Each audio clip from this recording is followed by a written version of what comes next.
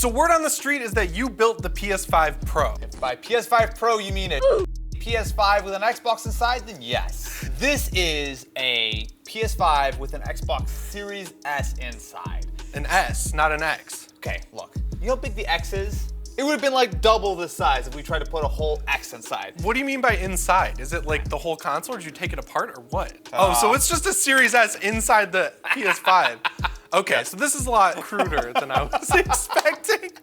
I mean, I saw the side of it, and I thought you'd like at least have taken out the motherboard or something, but no, you just hid it in here. The problem is, so when it came time to put this together, the PS5, obviously the side panels come off really easily. When we built the ultimate PS5 Pro, we put a switch inside the PS5, right? So we took a digital switch, we put a regular disc tray on the side, and basically that gave us a little bit of a gap, so actually we have it right here. But we realized that when you take off the regular side panel of a discless PS5, you have that little extra gap. So like, well, what happens if we try to build an entire Xbox into it? Now, to be fair, this could be a little bit smaller, right? We certainly have some vertical height, but the thing is, we basically wanted to make sure we could build a PS5 that wasn't wildly off, right? Like, we didn't want to take apart the PS5 and try to shrink it down or whatever. We wanted to keep that same kind of like silhouette and everything. So what's the heat situation in here? Not good.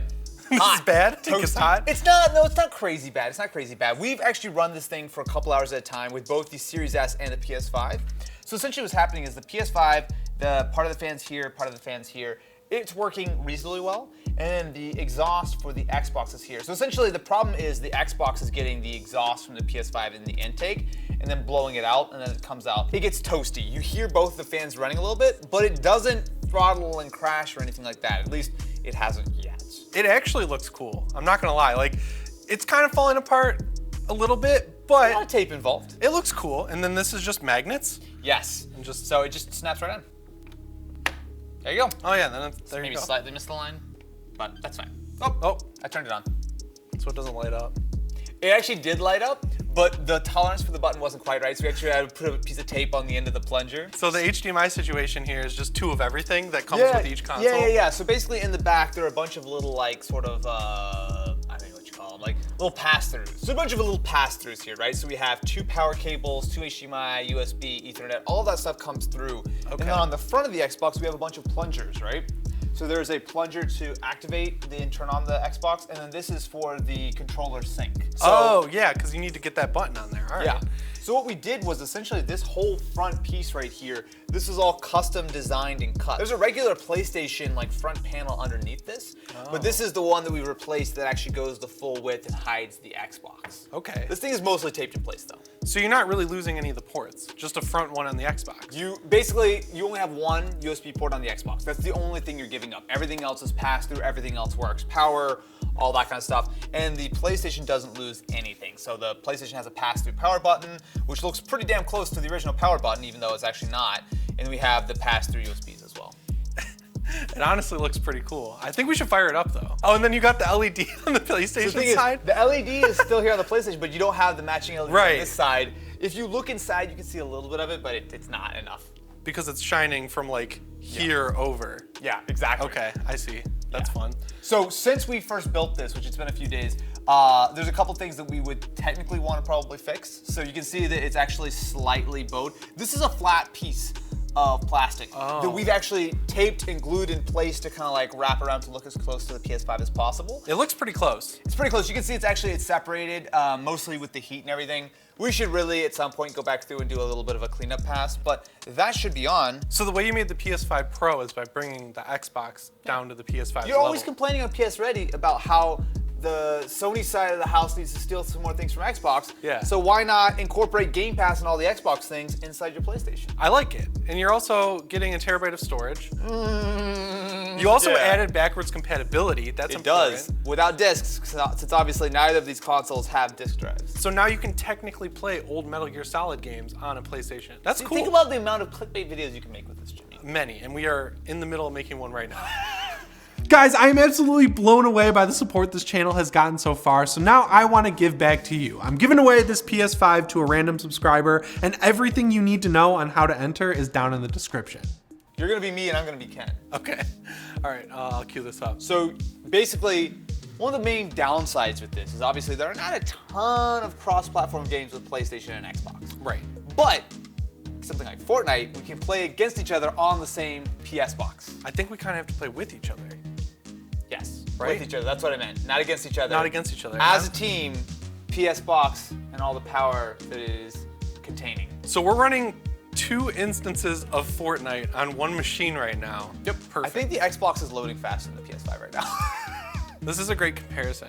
And that's the Xbox Series S too. Yeah, it does not look as good on the Series S, I'll tell you that. The Series S, I think it's like maybe 1080p. It certainly doesn't look as nice as on the PS5. I mean, it looks pretty comparable, but I think it's because I'm on a, 42-inch monitor and you're on a 24-inch? Yeah, so I'm playing it on a 1080p monitor right now. You're playing at 4K, and that display supports 120. So you're getting sort of the maximum Fortnite experience. That also will go all the way up to like HDR 1000. So like, the displays are not the same, but we've tuned the brightnesses to be roughly equivalent. I'll say though, the Xbox performs pretty well, and you can hear there's a little bit of fan noise. As we play for longer, the fan noise does get a little bit more apparent because essentially you've got the PlayStation and the Xbox both kind of generating heat inside the same thing. Gotcha. Where are we dropping? A little farther out from the middle of the map, since we're probably rusty. Yeah, I think we're mostly playing with bots, but I'm not 100% Oh, sure okay. of that. There's bots in Fortnite? Yes.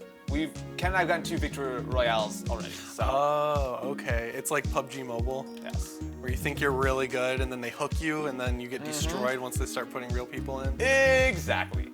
I gotta say though, the performance is really not bad, right? Series S obviously is not as powerful as PS5 or Series X, but if you're thinking about one console, one system to do it all, I don't think this is a crazy compromise, right? It might not be like the cleanest approach, and I mean, realistically, you could just have a couple of consoles. But if you want something that's a little bit more of a conversation piece and something that actually works well, I'm actually fairly happy with how this one came out.